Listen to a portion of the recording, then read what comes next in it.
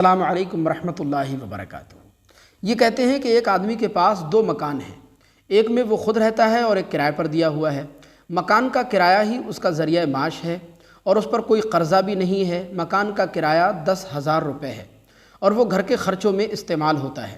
اس کے پاس نہ تو سونا ہے، نہ چاندی ہے، نہ کیش ہے، نہ مال تجارت ہے۔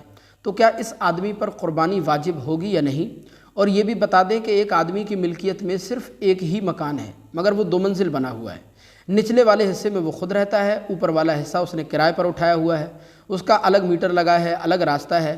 تو کیا یہ اوپر والا مکان کا حصہ حاجت اصلیہ سے زائد شمار ہوگا؟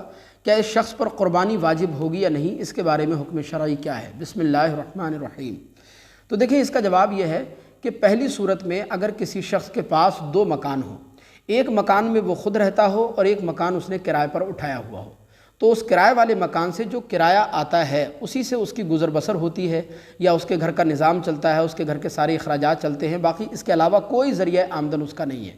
نہ ہی اس کے پاس 7.5 تولہ سونا موجود ہے، نہ 52.5 تولہ چاندی موجود ہے، نہ اتنا کیش موجود ہے جس سے وہ 52.5 تولہ چاندی خرید سکے، اور نہ کوئی سامان تجارت موجود ہے۔ تو ایسے شخص پر قربانی واجب نہیں ہوگی۔ کیوں؟ اس لیے کہ ایسا شخص صاحب نصاب نہیں ہے۔ وہ جو مکان اس نے کرائے پر اٹھایا ہوا ہے وہ مکان حاجت اصلیہ میں شامل ہوگا، اس سے جو کرایہ آ رہا ہے جس سے اس کی گزر بسر ہو رہی ہے، گھر کا نظام چل رہا ہے، اخراجات پورے ہو رہے ہیں، وہ بھی حاجت اصلیہ میں شامل ہوگا۔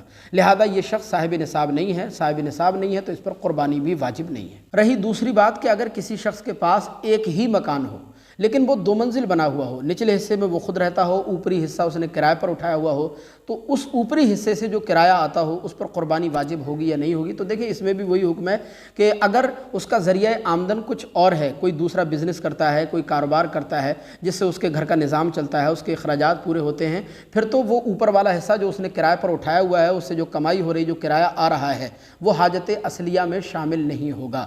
تو لہذا اگر اس کا پیسہ اتنا بنتا ہے جس سے وہ 52.5 تولہ چاندی خرید سکے، یا پہلے سے وہ صاحب نصاب ہے، تب اس پر قربانی واجب ہوگی۔ اور اگر اس کا کوئی ذریعہ آمدن موجود نہیں ہے، کوئی دوسرا بزنس، کوئی دوسرا کاروبار نہیں ہے، اوپر کا جو حصہ اس نے کرائے پر اٹھایا ہوا ہے اس سے جو پیسہ آتا ہے، کرایہ آتا ہے، اسی سے اس کے اخراجات پورے ہوتے ہیں، اس کی زندگی کا نظام چلتا ہے، تو ایسا شخص پھر صاحب نصاب نہیں ہوگا، اس پر قربانی واجب نہیں ہوگی۔ مجھے امید ہے کہ یہ مسئلہ آپ اچھی طرح سمجھ گئے ہوں گے۔ السلام علیکم ورحمۃ اللہ۔